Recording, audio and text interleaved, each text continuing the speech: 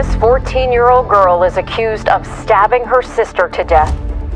Claire Miller repeatedly told officers, "I stabbed my sister." आप यकीन नहीं करोगे कि इस 14 साल की लड़की ने अपनी फिजिकली डिसेबल्ड बड़ी बहन की बेरहमी से जान ले ली, वो भी तब जब वो सो रही थी।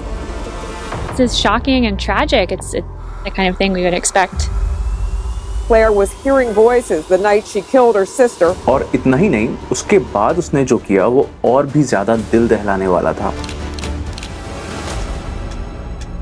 It's not fair, not fair, not fair, not fair, not fair, not fair, not fair, not fair. इस वीडियो में मैं आपको वो क्लिप दिखाने वाला हूँ जो इस लड़की ने मर्डर करने के बाद अपने टिकटॉक पर पोस्ट की, और ये वीडियो रातों रात वायरल हो गई। बट बाद में टिकटॉक ने मल्टीपल वायलेशंस की वजह से इसे रिमूव कर दिया। इस क्लिप के विजुअल्स आप में से कुछ को अपसेट कर सकते हैं, तो आप इस वीडियो को तब देखना अगर आपको ब्लड या ग्राफिक वीडियो से कोई प्रॉब्लम ना हो।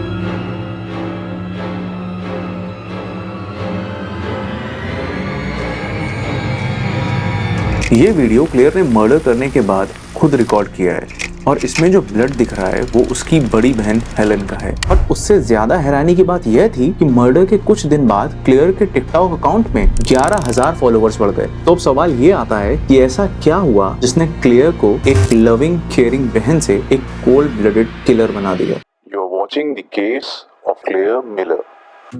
पेंसिल्वेनिया की रहने वाली क्लेयर मिलर अपने पेरेंट्स और 19 साल की बड़ी बहन के साथ एक अच्छी लाइफ जी रही थी। बाकी टीनेजर्स की तरह वो भी स्पोर्ट्स एंड स्कूल एक्टिविटीज में एक्टिव थी।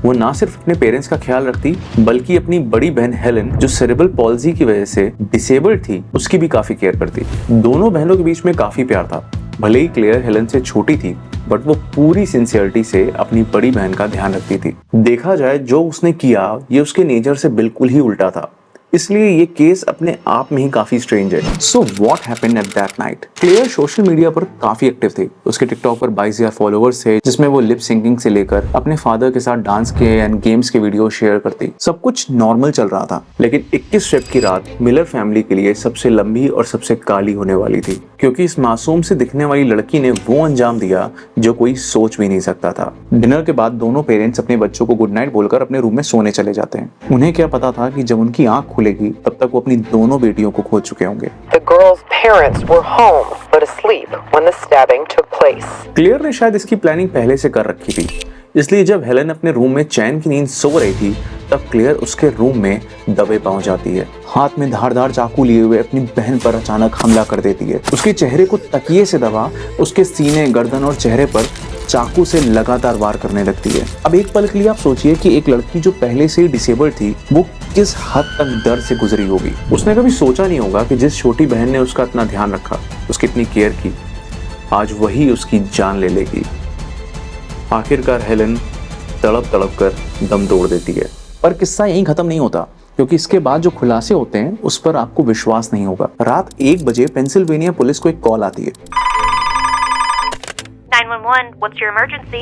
फोन की दूसरी साइड एक लड़की की कांपती हुई आवाज सुनाई देती है। वो कुछ कहना चाह रही थी, बट उसकी बात पुलिस को कुछ समझ नहीं आ रही थी। काफी सवालों के बाद पुलिस को उसकी एक लाइन समझ में आई। Claire called 911 Monday morning saying she had just stabbed her sister. I stabbed my sister. मैंने अपनी बहन का खून कर दिया है। ये सुनते ही पुलिस तुरंत क्लेटन रोड के लिए रवाना होती है। जब पुलिस उस लोकेशन पर पहुंचती है तो वो देखती है कि क्लेयर खून से रंगे अपने हाथों को बर्फ से साफ कर रही है। वो खुद पुलिस को अपने घर के उस रूम में ले जाती है जहां पर हेलन की बॉडी पड़ी हुई थी। पुलिस को खून से लिपटा हुआ एक ग्लव और एक स्टफ्ड टॉय जिराफ ग्राउंड पर मिला। इसी का वीडियो बनाकर क्लेयर ने अपने टिकटॉक पर पोस्ट किया था, जो आपने स्टार्टिंग में देखा। घर के अंदर बिस्तर पर पुलिस को हेलन की लाश मिलती है। चारों तरफ बस खून ही खून। उसका चेहरा तकिए से दबा और गर्दन पर बड़ा सा चाकू घुसा हुआ था। इस मंजर ने पुलिस के भी होश उड़ा दिए थे। Police cars and ambulance siren के शोर से क्लेयर के पेरेंट्स जग जाते हैं। उन्होंने कभी सपने में भी नहीं सोचा था कि कैसे एक रात में उनकी पूरी दुनिया बर्बाद हो जाएगी। एक ही रात में उन्होंने अपनी दोनों बेटियों को खो दिया था। जहां एक बेटी विक्टिम थी, वहीं दूसरी कल्प्रिट। एक बेटी की बॉडी एम्बुलेंस में जा रही थी, वहीं दूसरी बेटी अरेस्ट होकर पुलिस की गाड़ी में। यह सब किसी भयानक सपने से कम नहीं था। But what makes it more disturbing, जब पुलिस ने वो डिटेल्स रिवील की जो उनको क्लेयर ने पुलिस स्टेशन ले जाते वक्त बताई। After she heard the Halloween movie ringtone, she said, "I Michael Myers my sister." Claire said that She Michael Myers her sister. Michael Myers. Actually Michael Myers 1978 में release हुई Halloween movie का एक fictional character है जो अपनी बड़ी बहन का मर्डर कर देता है। इसलिए क्लेयर ने खुद को माइकल मायर्स से जोड़कर बताया। ये स्टेटमेंट अपने आप में काफी अजीब था। पुलिस ने नोटिस किया कि क्लेयर को अपने किए पर किसी तरह का पछतावा नहीं था, क्योंकि जब उन्होंने क्लेयर को ब्रेकफास्ट में मैकडॉनल्ड्स का बर्गर दिया, She was brought breakfast. She said to him, quote, "I'd have killed someone sooner if I knew I'd get McDonald's." सिर्फ यही नहीं, she was also seen texting someone saying that, "Sorry guys, I just killed my sister." Investigators want to know what led up to the stabbing. I believe clear पर virtual world का कुछ ज्यादा ही असर था। अब सवाल ये आता है कि आखिर क्या वजह थी जिसने क्लियर को इस हद तक जाने के लिए मजबूर किया। असली वजह तो आज तक पता नहीं चली, बट काफी सारी थ्योरीज एंड स्पेकुलेशंस जरूर सामने आए। सम बिलीव दैट क्लियर को हेलन से जेलसी थी, क्योंकि फिजिकल डिसेबिलिटी की वजह से लोग हेलन को ज्यादा अटेंशन देते थे। कुछ का मानना है कि उसके एक्शन पर सबसे बड़ा इन्फ्लुएंस उसके फेवरेट वीडियो गेम डैंगनरोंपा का है।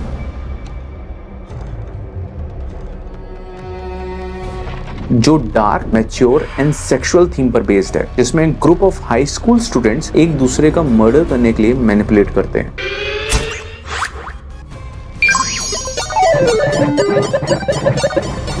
रीजन कुछ भी हो सकता है, बट मुद्दा ये था कि कोर्ट इस केस को किस तरह से लेने वाली थी। Claire Miller, now 16, should be tried as an adult. Clear पर होमिसाइड के चार्जेस लगे, एंड इवन दो वो एक टीनेजर थी, बट क्राइम की सीवियरिटी को देखते हुए उसका ट्रायल जुवेनाइल की जगह एक अडल्ट की तरह शुरू हुआ। जुवेनाइल सिस्टम में क्लियर को 5 इयर्स तक क्लियर रिहैब में रहना पड़ता, जो लैंकेस्टर काउंटी जज के अकॉर्डिंग उसकी मेंटल ट्रीटमेंट के लिए इनसफिशिएंट था। The court cannot be fully assured this will not occur again. दो क्लियर के डिफेंस लॉयर ने साइकोटिक ब्रेकडाउन और हेलुसिनेशंस का रीजन बताया एंड कहा कि क्लियर के माइंड में वॉइसेस सुनाई देती थी जो सेल्फ हार्म के लिए प्रोवोक करती थी। Claire was not a reliable resource whether she suffered from psychosis. But court ने मेडिकल टेस्ट के आधार पर, जिसमें ये साफ साफ मेंशन था कि Claire is mentally ill but not mentally disabled, सारी दलीलों को खारिज कर दिया। अकॉर्डिंग टू कोर्ट, क्लियर का अलार्म को डिसेबल करना एंड मोबाइल को बर्फ में छुपाना ये प्रूव करता है कि उसने पूरा क्राइम कॉन्शियसनेस के साथ किया। फाइनल वर्डिक्ट का वो दिन आ ही गया और कोर्ट ने क्लियर मिलर को 40 साल तक कैद की सजा सुनाई। Claire Miller was sentenced to 40 years in prison, pleading guilty to third-degree murder. Parents ने कोर्ट से क्लियर को हैवी पनिशमेंट ना देने की अपील की, क्योंकि वो पहले एक बेटी खो चुके थे और दूसरी नहीं खोना चाहते थे। बट कोर्ट ने क्राइम की सीवियरिटी और पब्लिक सेफ्टी को ध्यान में रखते हुए अपनी सजा को बरकरार रखा। तो ये था ऐसा टर्न ऑफ इवेंट जिसमें एक ही रात में पूरी फैमिली तबाह हो गई। कमेंट्स में बताओ कि आपके अकॉर्डिंग क्राइम की असली वजह क्या थी। अगर आपको ऐसी ट्रू क्राइम डॉक्यूमेंट्रीज पसंद हैं तो प्लीज़ इस वीडियो को लाइक कीजिए, शेयर कीजिए एंड रॉन को सब्सक्राइब कर हमें सपोर्ट करिए।